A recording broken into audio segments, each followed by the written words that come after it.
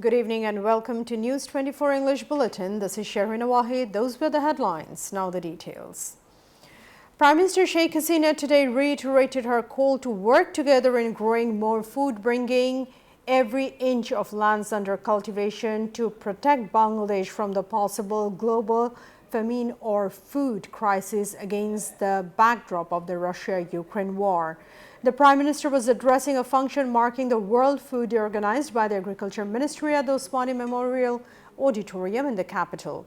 Joining virtually the program from her official Ganapabam residence here, she also said the international organization have forecasted that the world is going to face famine and food crisis in the days to come.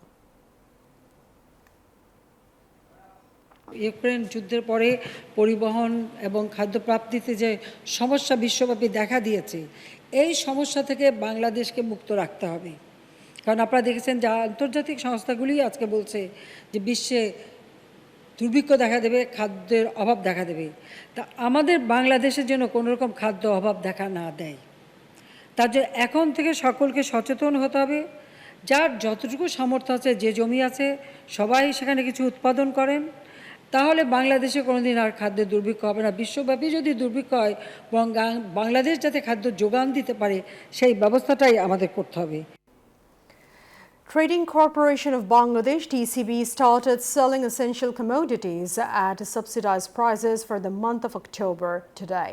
TCB will sell 4 essential products at subsidized prices to 1 crore low-income people with family cards across the country.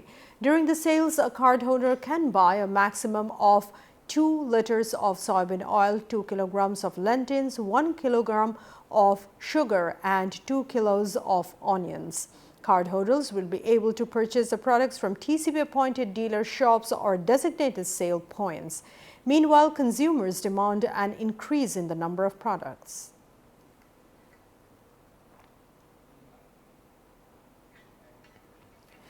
Voting in the elections at 57 Zilla Parishad around the country ended this afternoon. The voting began at about 9 a.m. and continued till 2 p.m. without any break under the supervision of the deputy commissioners who are acting as the returning officers. According to Election Commission, voting in the Zilla Parishads was held at 925 booths in 462 centers across the country. Elected representatives of other local government bodies cast their votes in the election. Law enforcers were deployed at every polling center to ensure orderly and peaceful polling. The Election Commission monitored the polls through CCTV cameras from a monitoring cell set up in its headquarters in Dhaka. Chief Election Commissioner Qazi Habibul Awal said the Commission is happy with the outcome of the election.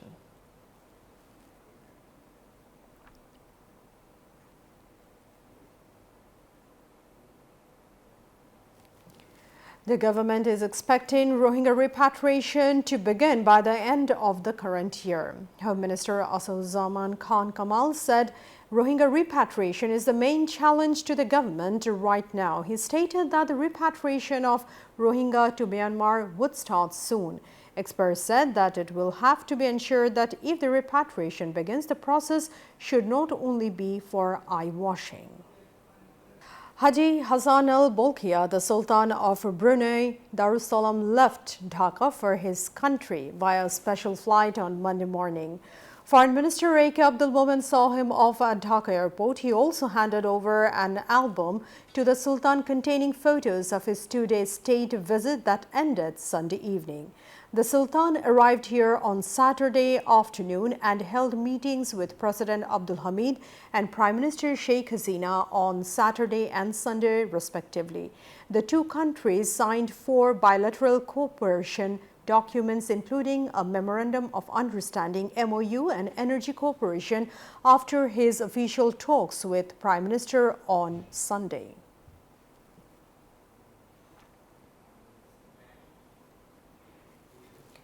Chief of Army Staff General S.M. Shafiuddin Ahmed said the forces will have to be united to uphold the constitution and sovereignty of the country.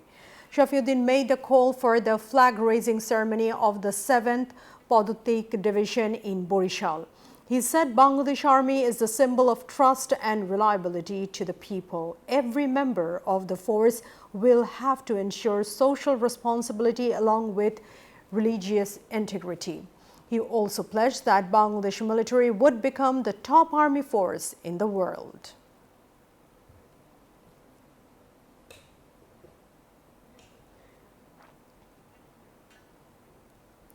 The World Bank pledged to stand beside Bangladesh in the ongoing global economic crisis. However, the IMF and World Bank have issued warnings about the impending recession. The World Bank president said that global famine could be possible to overcome if more emphasis is given to humanity. Farooq Hussain has the details of Babu Kamruzzaman's report from Washington, D.C.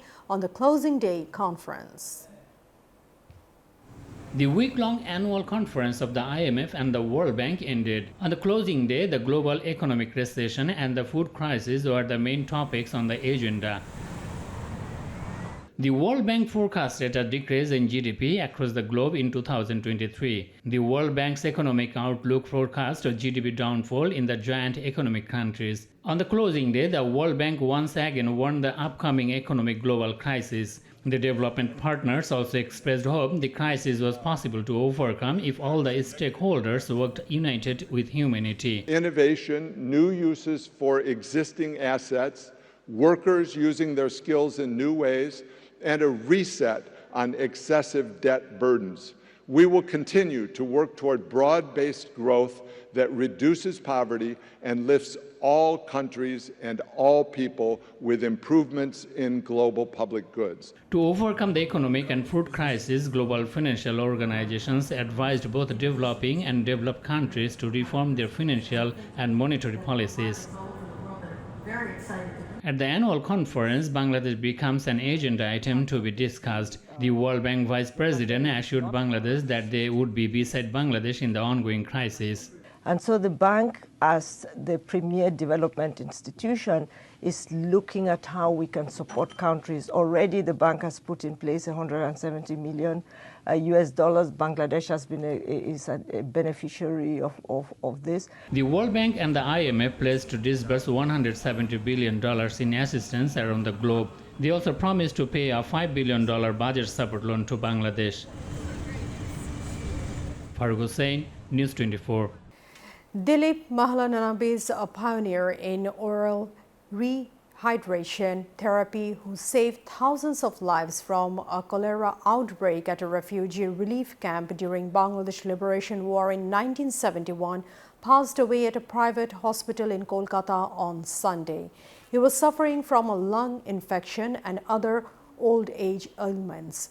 Mahalanobis hit the news headlines during the Liberation War when he managed to save lives with the oral rehydration solution during a cholera outbreak while serving in a refugee camp at Bongaon in the North Chobbish Parganas district of India's West Bengal state. Oral rehydration therapy is a solution used to prevent and treat dehydration.